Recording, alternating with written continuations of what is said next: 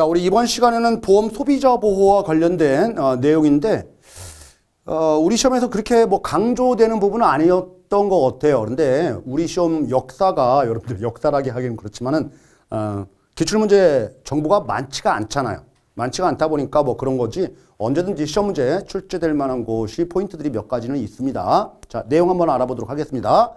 자, 우리 이제 보험 소비자 보호와 관련돼서 가장 대표적인 게 예금자 보호 제도라는 게 있죠. 요거는 여러분들 다른 금융 과목인 예금 일반에서도 아마 나오고 있을 거예요. 그래서 예금보험공사에서 이렇게 공사가 있고 각 금융기관들 있잖아요. 은행권, 그리고 보험권, 그리고 증권사, 기타. 그러면은 우리가 보험사들도 우리가 예금보험공사에 보험 가입하는 거예요. 그러면 뭐를 내요? 보험료를 내죠. 그래서 요런 금융기관이 망하게 되면은 요거 이제 고객들 있잖아요. 고객들한테 뭐를 줘요? 보험금을 주는 거죠.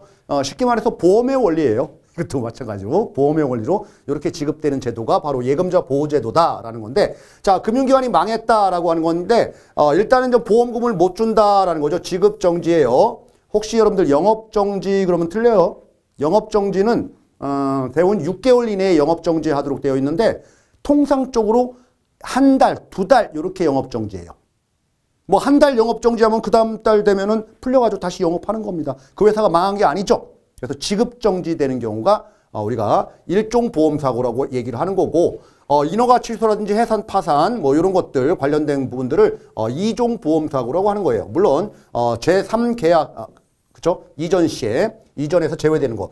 이 제3계약 이전이라는 말은 뭐냐면은 일단은 금융기관이 뭔가 우리 금융감독원이라든지 뭐 이런 데서 이제 검사가 나옵니다. 검사가 나왔을 때 상태가 너무 안 좋은 거야. 붙이라고. 그렇죠? 그럴 경우에는 개선 권고라든지 뭔가 조치를 취하도록 이렇게 조치를 취합니다. 여러분들. 금융당국에서. 그럼에도 불구하고 상태가 너무 안 좋아하는 거예요. 도저히 너는 안 되겠다라고 하면은 지급정지 때리는 거예요. 망하는 거예요. 그러면 지급정지는. 지급정지 때리기 전에 A라는 보험사가 있는데 야, C라는 보험사 너네들로 요거 고객들 정보들 다 이렇게 옮겨. 요게 바로 계약 이전이에요. 계약 이전. 그러니까 내가 이 보험사에 가입을 하면 A 보험사에 가입을 했는데 이젠 C 보험사로 이전됐기 때문에 C 보험사의 고객이 되는 거죠. 나는 살아있는 거잖아요. 내 보험은 살아있는 거. 그래서 이전되는 것들은 예금자 보호에서 보호할 필요가 없는 거예요. 망한 게 아니니까. C라는 보험사로 옮긴 거니까. 그런데 이전에서 제외됐다라는 거예요. 다 넘어가면 좋겠지만 나는 안 넘어갔네 라고 하면은 나는 어디서 도와줄 데가 없잖아. 그럴 때 예금자 보호에서 보험금 준다라는 겁니다. 망한 거니까. 그죠? 요런 거예요. 자, 그럼 보호 대상과 관련된 부분들은 요 예금자가 개인도 되지만 여러분들 법인도 다 되는 거예요. 우리 보험만 생각하지 말자고. 대원칙이 금융기관에 가입하는 것은 자연인 개인들도 고객으로 가입하지만 법인 고객도 있잖아요. 법인 통장, 은행의 법인 통장, 개인 통장. 그렇죠? 그 뭐 법인 통장이라고 해서 예금자 보호가 안 되느냐? 해요. 예금자 보호 다 됩니다. 다만 우리 쭉 있다 보면 여러분들 예금자 보호가 안 되는 상품 중에 은행의 모든 상품이 아니라 어떤 것들은 예금자 보호가 되고 어떤 것들은 안 되고 이렇게 있고, 보험 상품 중에서도 어떤 건 되고 어떤 건 안 되고 이렇게 있는데, 안 되는 것 중에 대표적으로 계약자가 법인인 보험 계약은 안 된다. 이런 게 예외로 안 되는 상품으로 나오는 거예요. 대원칙 큰 틀에 법인은 예금자 보호 대상인 가입자 맞아요. 맞아요. 그럼 얼마까지 되느냐? 1인당 최고 5천만 원까지 소정의 이자까지 합산된 금액입니다. 동일금융기관 내 총 합산 금액이에요. 뭐 예를 들어서 내가 국민은행에 가입했는데 국민은행에 뭐 예금 통장이 여러 군데고 가입한 지점들도 여러 군데다. 그러면 그 상품별 5천이다, 지점별 5천이다 그거 아니라고요. 국민은행에 전 예금자 보호 되는 거 다 합산돼 가지고 5천.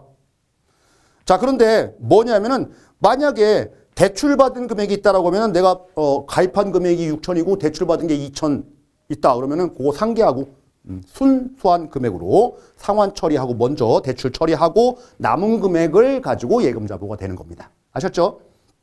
뭐 가장 뭐 기본적인 내용들을 지금 얘기를 하고 있으니까 뭐 이렇게 어려운 내용은 없을 겁니다.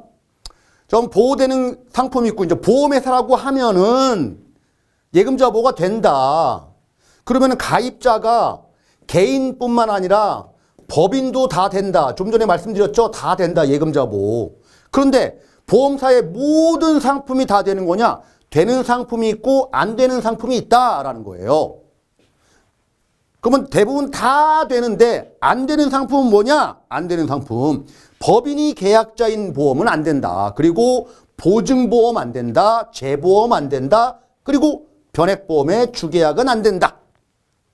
그리고 앞에서 여러분들 확정급여용 퇴직연금, DB형, 우리 보험 세제와 관련된 부분들, 연금계좌 세액공제에서 연금저축계좌, 그리고 퇴직연금계좌, 연금저축계좌 600만 원 한도, 퇴직연금계좌 다 합산하면은 900만 원 한도 내에서 몇 퍼센트? 12% 연금계좌 세액공제 받을 수가 있다. 다만 종합소득금액 4,500만 원 이하자 또는 근로소득만 있다라고 하면은 총급여가 연간 5,500만 원 이하자라고 하면은 15% 연금계좌 세액공제를 받을 수가 있다. 그러면서 우리 연금저축 한도와 관련된 부분은 연금저축, 우리가 보험이 있고 신탁이 있고 펀드가 있다.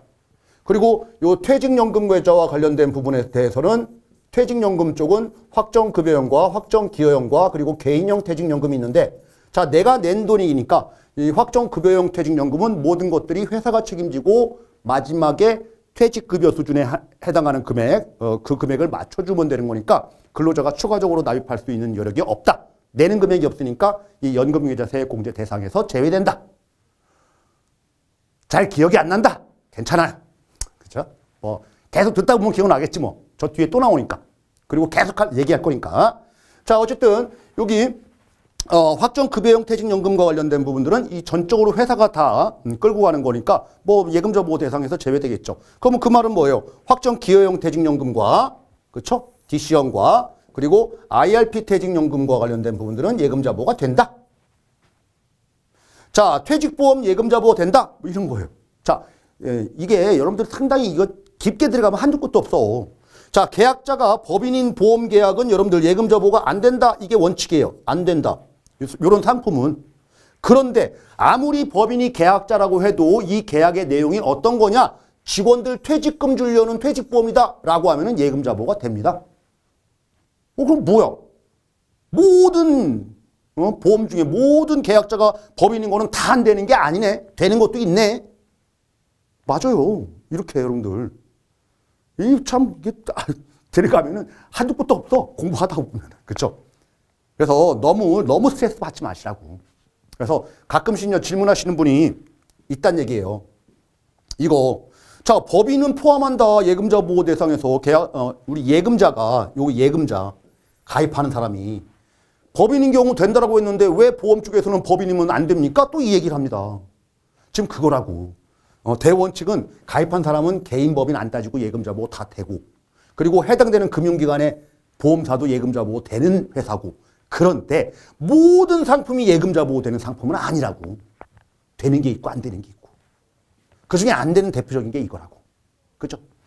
자, 이렇게 여러분들 구분을 해두시기 바랍니다. 그리고 여기 여러분들 변액보험의 주계약이 예금자 보호가 안 되는 거지, 변액보험의 우리 특약이라는 거, 그리고 변액보험의 최저 보증금이라는 게 있어요. 최소한 이 금액은 주겠다라는 거예요. 그 금액은 예금자 보호가 됩니다.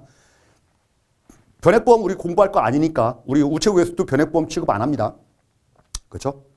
그리고 퇴직보험 이런 거 우체국에서 취급 안 해요, 여러분들. 우리가 취급하지 않는 상품이라고 변액보험 이런 거, 퇴직보험, 그리고 손해보험 이런 것들. 그냥 일반적인 개인 보장성 보험 뭐 이런 것들. 그죠? 이런 것들 상품 취급하는 거니까. 자, 어쨌든 간에 이쪽에서는 요 정도 여러분들 구분 한번 주시고, 문제집 풀다 보면은 뭐 이거 구분하는 것도 나오고, 그리고 사례 문제와에서도 시험 문제 낼 수도 있는 거니까 사례 문제 쪽도 한 번씩 연습 한번 해보시면 돼요.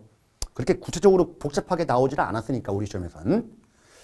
자, 다음 보겠습니다. 우리가 금융분쟁조정위원회라는 게 있어요. 금융분쟁, 금융에 대해서 약간 좀 다툼이 있으면 여러분들 뭔가 좀 조정을 좀 먼저 해라. 괜히 법원으로 먼저 오지 마라. 법원에 계속 오면은 법원도 바빠 죽겠는데, 죄인들 처벌하기 바쁜데 금융인들까지 분쟁도 해결해야 되고, 그러니까 이걸 가지고 우리는 남소, 소송이 남발된다. 그러니까 법원이 힘들다라는 거예요. 그러니까 금융권 내에서 너네들이 스스로 한번 조정 좀 해보고 정 안 되면 그 다음에 와라라는 거예요.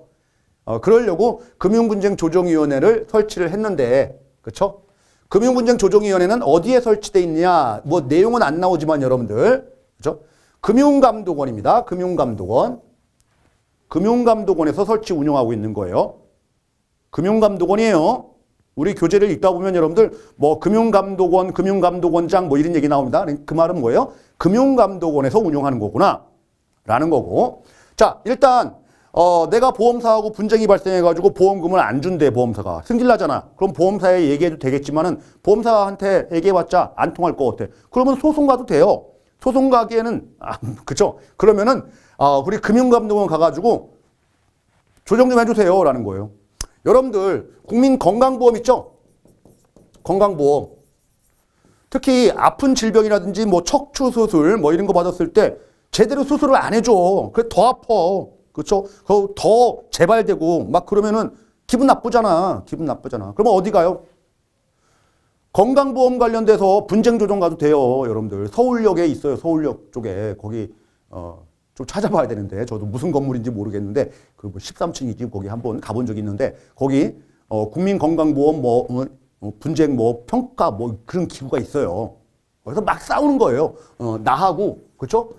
해당된 병원하고 이제 나는 이거 좀 해. 제대로 된 진료도 못 받고 보상을 받아야 되겠다. 막 싸우는 거죠. 너한테 치료비 줬는데 이거 못 주겠다. 막 이렇게 싸우는 거예요. 그렇죠? 그러면은 어쨌든 간에 금융분쟁도 마찬가지다. 금융감독원에서 이렇게 하게 되면은 일단 금융감독원장이 얘네들을 불러가지고 야 너네들 일로 와봐. 당사자들 일로 와봐. 이게 조정하고 뭐 이렇게 하지 말고 일단은 합의 좀 한번 해보지. 너네들 지금 너무 과열돼 있어. 진정해. 합의해봐. 라는 기간을 30일 정도 이렇게 줍니다. 30일 이내. 합의 공고 기간이에요. 우리 이제 이혼하려고 하면은 뭐 이혼을 해봤어야지 알겠는데 일단 여러분들 가정법원에 가면은 거기서 재판장이 자 이렇게 하시죠. 2주 후에 뵙겠습니다. 그러잖아요. 2주 동안 한번 잘 해보시라고. 그죠? 뭔가 이렇게 판결 내리기 전에 합의 공고 30일입니다. 근데 뭐 합의가 안 되겠지?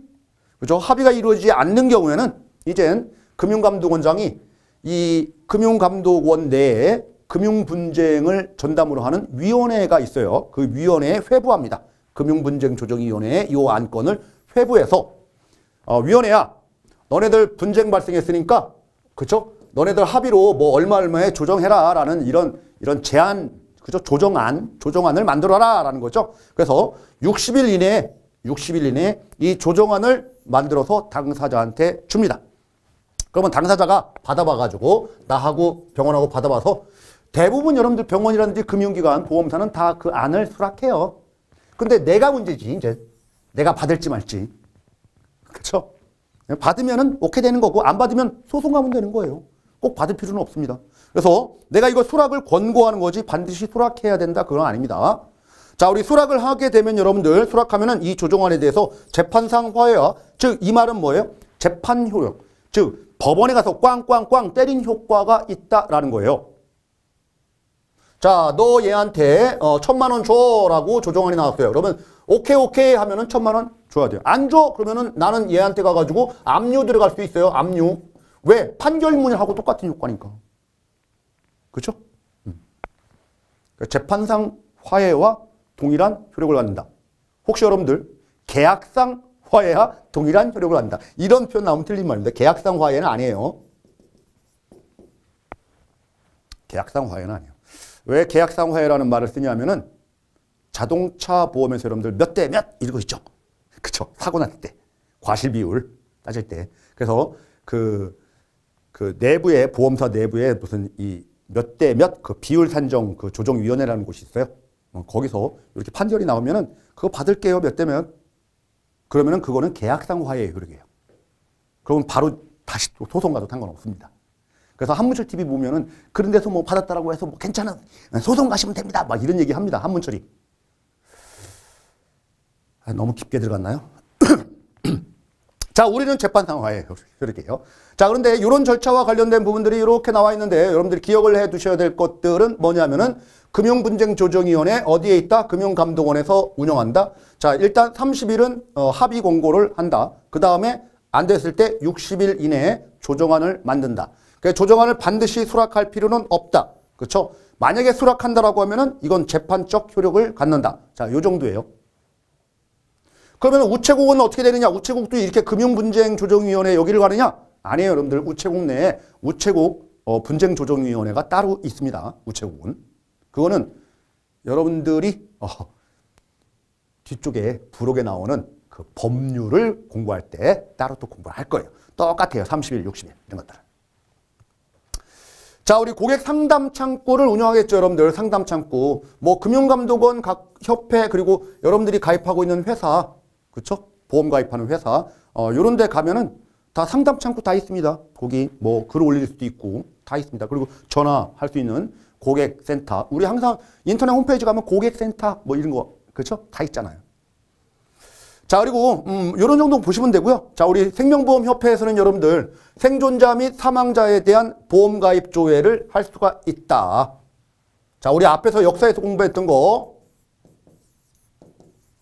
내 보험 찾아줌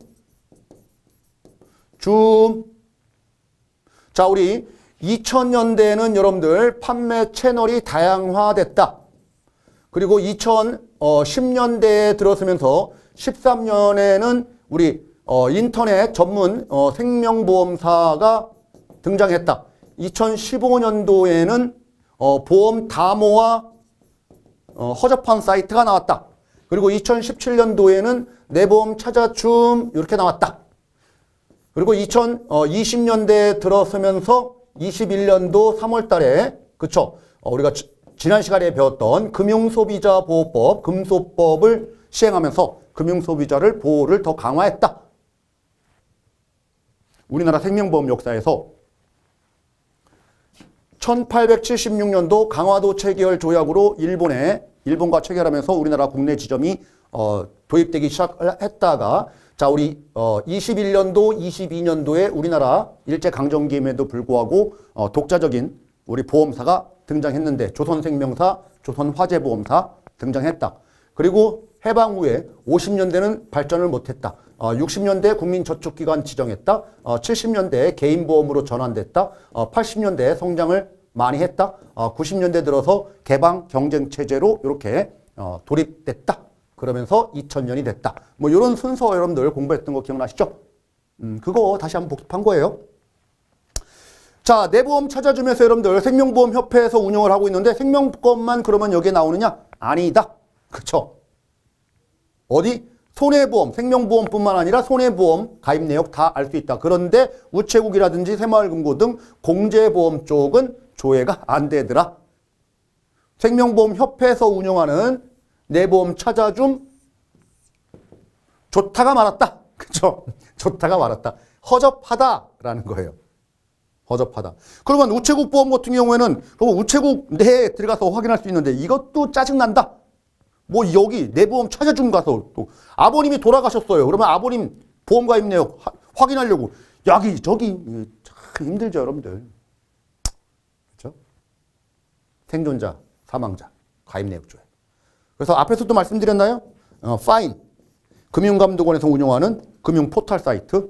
I'm fine. Thank you. fine. 그죠? 여기 가면 다 나온다. 근데 우리 책에는 안 나온다. fine. 우리 책 설명 좀 제대로 해주지. 좋죠. 뭐. 자, 요런 거 확인할 수 있는 것들 보시기 바랍니다. 자, 그리고 보험금 대리 청구인 지정제도. 그죠? 우리 보험에서 보험금 청구할 수 있는 그 권한은 누구한테 있죠? 보험 수익자한테 있죠. 수익자. 보험금 받아갈 사람. 그죠? 그런데 계약자, 피보험자, 수익자가 같다. 이런 보험 같은 경우 대표적으로 여러분들 생존보험에 해당되는 치매보험이에요. 여기다 위에다가 치매보험 이렇게 한번 써보세요. A가 계약자인데 내가 치매 걸리면 내가 보험금을 청구한다. 치매 걸린 사람이 자기가 치매 걸렸다고 알까? 그리고 치매 걸린 사람이 내가 보험 가입한 거 알까? 그렇죠? 그래서 여러분들 치매보험 같은 경우에는 혹시 결혼하신 분들은 크로스로 가입하세요. 크로스는 뭐냐면은 남편은 와이프 거, 와이프는 남편 거. 이렇게. 그게 좋아요. 그게 좋아. 이러면 더더욱 안 좋겠죠. 이런 자기 모두 동일한 계약인 경우에 여러분들 요 미리 치매 안 걸렸을 때 이거 상태가 안 좋네 라는 거죠. 요거 내가 받을 수 있지만 그쵸? 우리 이제 배우자가 받을 수 있게 아니면 우리 아들이 받을 수 있게 이렇게 우리 보험금 청구를 대신할 사람을 이렇게 지정해 놓는 거다라는 거예요. 그래서 배우자 또는 삼촌 이내 친족까지만 인정합니다. 삼촌까지만 인정해요. 사촌 안 돼요. 삼촌. 뒤쪽에 우리 또 나올 거야. 어차피 또 나올 거예요. 그렇죠? 이게 바로 보험금 대리 청구인 지정제도 요겁니다. 자기에게만 적용돼요. 그런데 여러분들 사망보험 같은 경우에는 사망 보장하는 것들은 이 수익자가 다른 사람이어도 B라고 해도 여기 B를 대신해서 청구할 수 있는 사람을 지정할 수 있습니다. 왜 사망보험은 왜 그래요? 라고 하면 이거잖아. 사망보험에서 내가 계약자고 내가 죽으면 나한테 보험금 주세요. 이게 말이 돼요, 여러분들? 내가 죽으면 나한테 보험금 주세요. 이게 사망보험에서 말이 되냐고. 그래서 이렇게 설정 안 하죠. 대부분 우리 배우자라든지 법정 대리인, 법정 상속인 뭐 이런 식으로 자식 이렇게 설정을 해놓습니다. 근데 얘가 지금 장애인이야. 그러면은 혹시라도 못 받을 수 있으니까 C 이렇게 받을 수 있도록 이렇게 정할 수가 있다라는 거예요. 사망보험만 자기 계약이 아니어도 된다. 수익자가 다른 사람이어도 된다. 근데 이게 너무 세부적인 내용이라 지금 미리 설명드렸지 뒤에 또 나온다고. 여러분들 의미만 이해해 주시면 되겠다. 이거 다 보험금 타 갈 수 있도록 이렇게 도와주는 제도자라는 거예요. 자, 다음 우리 광고심의제도라는 거예요. 우리 앞쪽에서 보험상품과 관련된 안내 자료는 상품은 회사마다 다 다른 거니까 회사 내부에서 승인을 받은 자료를 써라라는 거고 광고와 관련된 부분들은 회사 내부에 물론 준법감시인의 확인 절차를 거친 다음에 광고를 심의를 받을지 아니면 그대로 광고할지 이렇게 정해지는 거예요. 근데 심의 대상이라고 하면은 생명보험협회 내에서 그렇죠? 생명보험협회 내에서 광고심의위원회가 있고 이 심의위원회에서 심의위원회에서 심의를 받은 광고를 써라. 이 심의필 유효기간은 1년이에요. 자, 어쨌든 그렇죠? 그렇죠. 그래서 근거법률은 금융소비자를 보호하기 위한 법률, 금소법에 이 근거법률이 있다. 뭐 광고에 관한 법률 이거 아니에요. 금융소비자보호법이에요. 그렇죠? 자, 그리고 만약에 이제 우체국 보험이라고 하면 여러분들 우체국 내에서는 우정사업부의 이제 광고와 관련된 부분들은 별도의 그런 조치들이 있다라는 거예요. 그래서 정부 기관 및 공공 법인 등의 광고 시행에 관한 법률이 따로 있다. 뭐 금소법 이쪽 가지 않는다 우체국은. 왜냐면 공적인 성격이 강하니까. 그렇죠? 그래서 그런 일들을 뭐 한국언론진흥재단의 정부 광고 통합 시스템에 의뢰하면은 해당 시스템에 뭐 경비라든지 뭐 이런 거 지출한다. 뭐 그쪽에서 다 관리를 해준다. 라는 정도. 이게 뭐 대단한 거 아닙니다, 여러분들. 읽어보시고 넘어가시면 돼요. 자, 다음 민원. 이거 민원은 시험 문제 나올 법합니다. 또 민원 쪽은. 민원은 뭐냐면은 고객이 해당 회사에 만약에 우체국과 관련된 민원이라고 하면은 고객이 우체국한테 얘기하는 소리예요. 이쪽에 얘기하는 보이스. 소리다. 의사표시다. 의사표시. 그래서 여러분들 의사표시 내용을 보니까 이의 신청할 수도 있는 거고요. 그리고 뭔가 진정이라든지 건의할 수도 있는 거고 질문할 수도 있는 거고요. 기타 뭐 좀 해주세요 라고 이렇게 얘기할 수도 있는 거죠. 이게 다 민원이다라는 거예요. 민원에 대한 정의가 뭐 대단한 것처럼 보이는데 그렇게 뭐 대단한 거 아닙니다, 여러분들. 대단한 거 아니다. 자, 고객이 여러분들 우리가 법원이라든지 경찰서에서 가서 하는 고소 고발하고는 다르죠. 고소 고발은 민원이 아닌 거예요, 그러니까. 그렇죠? 요거랑 개념 차이만 민원에 대한 정의 이렇게 좀 기억을 좀 해두시면 되고요. 자, 우리 민원의 특징과 관련된 부분 보겠습니다. 자, 일단 보험은 상품 특성상 상품 자체가 민원을 내포할 수밖에 없다. 왜냐하면 여러분들 이게 지금 상품도 어려울 뿐만 아니라 무형의 상품이고 그리고 미래를 보장하는 상품이고 당장의 효익을 느끼지 못하잖아요. 여러분들이 갈증 나면은 청량음료 먹으면은 당장 시원하다 이거 느끼는데 보험은 그렇지가 않다라는 거예요. 그래서 잘 모르고 또 표현도 어렵고 그렇죠? 이 자체가 상품 자체가 민원을 내포할 수밖에 없다. 그렇죠? 그리고 보험금의 지급 책임이 장래 그러니까 미래 지향적인 상품이다. 그리고 더더욱 여러분들 보험 회사가 그렇죠? 고객한테 다이렉트로 판매하지 않고 중간에 판매 채널이 있다라는 거죠. 우리 모집 조직에 해당되는 설계사, 대리점, 중개사, 임직원. 그렇죠? 그러니까 직접 판매된다 아니면 간접 판매된다 이렇게 간접적인 판매가 될 수밖에 없다. 그러면 문제가 생기죠. 우리 한 달이 건너면은 여러분들 말을 할 때 한 달이 건너면은 이게 말이 자꾸 자기 생각도 들어오고 내가 말한 걸 제대로 전달이 안 될 수가 있잖아요. 그건 당연한 거죠. 불완전 판매에 우리가 소지가 내포될 수밖에 없다라는 거예요. 당연한 거다. 그렇죠? 또 하나는 상품 개발 부서가 이제 내부 부서가 있다고 하면은 상품 판매 부서, 외부 부서가 있는데 서로 싸우고 막 그죠? 싸우고 상품을 완벽하게 아무리 만들어도 그렇죠? 제대로 판매 안 되고 완벽하게 만들면은 이걸 뭐 이해도 안 되고 그렇죠?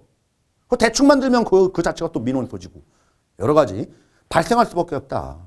그래서 전사적으로 여러분들 민원 관리를 해야 된다라는 거예요. 그리고 또 하나 여러분들 악성 민원인 영어로 하면 여러분들 블랙 컨슈머 이렇게 얘기합니다. 블랙 새카만 컨슈머 소비자다. 뭐 정확한 표현으로 하면은 문제 행동 소비자 이렇게도 얘기합니다. 영어로 하면 블랙 컨슈머. 이제 악성 민원인 이렇게 얘기해요. 악성 민원인. 남용될, 남발될 소지가 상당히 크다. 정 궁금하면은 저 여의도에 금융감독원 한번 놀러 가보자. 금융감독원에 민원창구센터가 있습니다. 거기 가면은 은행권 민원, 보험권 민원, 그리고 금융투자와 관련된 증권회사 그쪽 관련된 민원 접수 채널이 쭉 있습니다. 보험권 민원에 가보면은 생명보험, 손해보험 민원 창구 채널이 각각 있어요. 그렇죠? 왜냐면 제가 이제 아는 지인이 이제 금감원에 있기 때문에 자주 가서 이렇게 좀 봐요. 그러면 늘 와서 피켓팅 하고 있는 사람들 늘 와서 있습니다. 그렇죠? 우리나라 민원은 여러분들 보험 민원이 가장 많고요. 그 다음에 증권사하고 은행 중에 어디 민원이 많을 것 같아요, 여러분들? 은행 민원이 많아요. 그 다음에 우리 이제 투자와 관련된 그쪽 민원이 별로 없습니다. 왜냐하면 금융투자 민원이라는 것은 여러분들 내가 손실 볼 거를 알고 투자하는 거예요. 그렇잖아요. 그래서 손실 봤다고 해서 민원 제기 안 합니다. 근데 은행은요, 민원 제기합니다. 보험 민원 제기하고. 그래서 은행이 오히려 많다. 근데 안 나온다. 괜히 이거 또 쓸까봐 또 여러분들 메모할까봐. 자, 그래서 악성 민원인들 막 왔다고 해서 그냥 뭐 편히 봐주고 빨리빨리 처리하고 그냥 주장하는 거 다 봐주고 이러면 돼요, 안 돼요? 안 되죠. 그러면 여러분들 계속 그럴 거예요. 그렇죠? 그래서 객관적이고 합리적인 처리를 깔끔하게 하라라는 거예요. 정확한 법령이라든지 관련 기준에 의해서 악성 민원의 처리를 딱딱딱 매조지를 잘 해라라는 거지 다 봐줘라 이거 아닙니다. 자, 다음 여러분들 우리가 현장에서 민원의 주요 유형과 관련된 부분 요거는 아직 시험 문제 안 나오죠. 우리 민원과 관련된 부분들도 뭐 시험 문제 언급되지는 않았지만은 자, 우리 어떤 유형에 해당되는 민원이냐 이거를 구분을 하자라고 하는데 이거는 여러분들 우체국에서 내부적으로 이 책을 집필한 저자가 자기 멋대로 쓴 것 같기는 들어요. 다른 교재 있죠? 보험과 관련된 다른 이론 교재라든지 다른 교재를 보게 되면은 민원 유형이 거기도 나옵니다. 사례를 하면서 이런 거는 여기에 해당되는 민원입니다. 라는 사례가 나와요. 나오는데 그쪽에 분류하는 기준하고 좀 달라. 우리 책이 또. 책마다 다르다는 얘기는 뭐예요? 특별한 제도, 기준 분류 체계 이게 없단 얘기야. 없으니까 뭐예요? 저자가 생각할 때는 이쪽 민원으로 분류하는 게 맞을 것 같아. 그래서 자기가 분류했을 뿐이야. 그래서 만약에 이 유형이 시험 문제 출제한다. 출제 가능성. 우리 시험에서 우리 공무원 시험이에요. 출제 가능성을 봤을 때는 제 생각입니다. 제 생각. 출제자 생각이 아니에요. 제 생각 0%입니다. 그런데 이게 참 찜찜하단 말이야. 그래도 안 하긴 그렇고 그죠? 안 하긴 그렇고. 그러면 그 우체국 출제위원 교수한테 물어볼 수도 없고 참. 그래 딱 요 정도만 보자고요. 자, 어쨌든 불완전 판매와 관련된 민원이 있고요. 부당행위와 관련된 민원이 있고요. 다음 여러분들 보험금 지급과 관련된 민원이 있고요. 계약의 인수와 관련된 민원이 있는데 보험금 지급은 보험금을 어떻게 하느냐. 보험금을 어떻게 하느냐. 보험금을 어떻게 하느냐. 보험금 얘기를 하겠지. 자, 계약을 받아줄지 말지 인수와 관련된 부분들은 인수는 어떻게 할 거냐. 인수는 어떻게 할 거냐. 그쵸? 그리고 인수와 관련된 부분이니까 고지 의무 뭐 이런 것들 그리고 언더라이팅 뭐 이런 것들 고지 의무와 언더라이팅 뭐 이런 거와 관련된 불만 처리 뭐 이런 것들을 다루는 게 인수. 그래, 여기까지는 할 만해. 그런데 불완전 판매 민원과 부당행위 민원 자필 서명을 안 받았다? 이건 불완전 판매 아니야? 근데 왜 부당행위로 나왔어? 그쵸? 약관의 중요 내용을 설명을 안 했대? 설명 의무 위반이야? 그러면 3대 기본 지키기 위반이니까 불완전 판매 아니야? 근데 왜 부당행위에 이렇게 났지? 왜 그렇지? 의심하지 마시고 여러분들. 뭐 저자가 이렇게 분류했을 뿐이에요. 뭐 이렇게 많아 또 이게 많아. 많다. 됐다. 거기까지 됐다. 그러면은 불완전 판매 민원에는 어떤 거를 놨느냐라는 거죠. 약관 청약서 부분의 미교부. 그렇죠? 약관을 전달하지 않았대요. 이건 불완전 판매다. 그리고 고객 불만을 야기하고 부적절한 고객 불만을 처리했다. 그래서 고객 불만과 관련된 부분이 적합하지 않대. 그렇죠? 그리고 고객 니즈에 부합하지 않은 상품을 변칙으로 판매했대. 이 부합과 관련된 그렇죠? 고객에게 딱 맞는 적합한 상품을 판매해야 되는데 부적합한 상품을 판매했대. 부적합. 그렇죠? 부합하지 않는 부적합한 상품을 판매했대. 약관을 교부하지 않았대. 서류를 주지 않았대. 약관 등. 불만을 야기했대. 적합한 상품 판매해야 되는데 부적합한 상품을 판매했대. 이게 바로 불완전 판매론 규정을 하고 있구나. 세 가지네. 이걸 어떤 식으로 우리가 암기를 해놓으면 좋을까? 불완전 판매와 관련된 부분들. 그래서 여러분들 작년에도 강의할 때도 말씀드렸는데 우리가 보통 보면은 헌법 불합치라는 게 있어요. 헌법에 맞아 떨어져야 되는데 법률, 헌법이 있고 그 밑에 이제 각각 법률, 우리 보험은 보험업법, 우체국은 우체국 예금 보험에 관한 법률, 이렇게 법률들이 있거든요. 근데 헌법의 내용에 헌법에서 규정한 큰 틀을 깨는 규정이 들어가면 안 되거든요. 항상 상위법의 그 하위법들은 상위법을 위반하면 안 되는 거죠. 그죠? 위반했기 때문에 불합치 이렇게 해서 너네 법 바꿔 이렇게 헌재에서 이제 결정을 내리는 건데 이게 바로 이제 헌법 불합치라고 하는 건데 여기에서는 여러분 불합치는 불합치 그렇죠? 불합치 불완전 판매구나. 이제 부당이 아니다. 그러면 어떤 거냐? 약관 불합치. 약관 불합치. 억지스러운 거예요, 여러분들. 억지스러운 거야. 그렇죠? 헌법 불합치가 아니고 약관 불합치.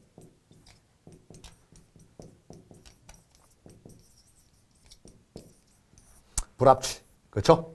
자, 약관 등의 서류를 안 주면은 불완전 판매네. 그리고 불만 야기하면 불완전 판매네. 그렇죠? 자, 합당한 상품을 판매해야 되는데 부적합한 상품을 판매하면은 불완전 판매네. 나머지는 다 부당 판매네. 부당 행위와 관련된 거네. 물론 보험금 관련된 부분, 인수와 관련된 부분에 유형도 있지만은 큰 틀로 봤을 때 네 가지가 있지만은 요거 두 가지, 그렇죠? 불완전 판매와 관련된 민원의 유형, 그리고 부당 행위와 관련된 민원의 유형 했을 때 이거 너무 많잖아요. 지금 내용이. 이걸 다 보지 마시고 요것만 이렇게 떼서 보자고요. 이것도 좀 억지스럽죠, 여러분들. 근데 저는 이렇게 공부하는 게 제일 싫어. 왜? 뭔가 완벽한 규정, 이론적으로 해석해서 논리적으로 맞다라는 기준 틀이 있다라고 하면은 하겠어.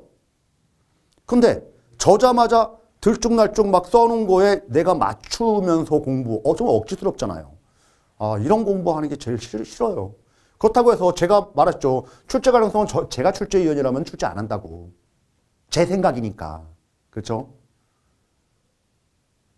이게 좀 양심적인 출제위원이었으면 좋겠는데 여러분들 가끔 보면 양심에 털난 사람이 있다. 그렇죠? 그렇다고 해서 우리가 뭐라고 말 못한다. 왜? 출제 범위가 우리 교재 범위에서 출제한다고 하니까 이게 바이블이야. 우리 책이. 잘못돼도 바이블이야. 참. 그렇죠? 참. 답답할 노릇입니다. 어떻게 하겠습니까? 이런 것 때문에 좀 짜증나더라도 짜증나는 게 한두 개밖에 없으니까 그나마 다행인 거야. 그래서 이론적으로 여러분들 다 내가 이해하면서 풀어나가면서 공부하는 거는 그대로 하시고 이렇게 좀 짜증나는 부분들 몇 가지 있는 거 그거만 좀 신경을 써줬으면 좋겠다라고 보여집니다. 이번 시간 왜 이렇게 빨라? 그렇죠? 이번 시간 이렇게 우리 소비자 보호제도와 관련된 부분들 알아봤는데 여러분들 꼭 기억을 해둬야 될 게 우리 예금자 보호제도는 언제든지 시험제 출제할 수 있어요. 출제할 수 있다. 그리고 나머지 부분들은 예금자 보호제도 우리 보험 소비자 보호제도에 대한 설명으로 맞는 거 틀린 거 이렇게 고르라는 문제로 좀 한 문제가 출제한다면 큰 틀이 나올 거야. 그래서 뭐 1, 2, 3, 4 또는 기억 니은 티귿 리을 박스식의 문제에서는 뭐 예금자 보호제도 그리고 금융분쟁 조정제도 그리고 상담 창구의 운영이라든지 민원이라든지 그리고 광고 심의제도 뭐 이와 관련된 전반적인 내용들을 다 두루두루 막 섞어서 종합적인 문제식의 문제들도 구성할 수가 있다. 그래서 이렇게 여러분들 정리하자고요. 그죠? 자, 이렇게 우리 알아봤고 잠깐 쉬었다가 다음 시간 또 이어갈게요.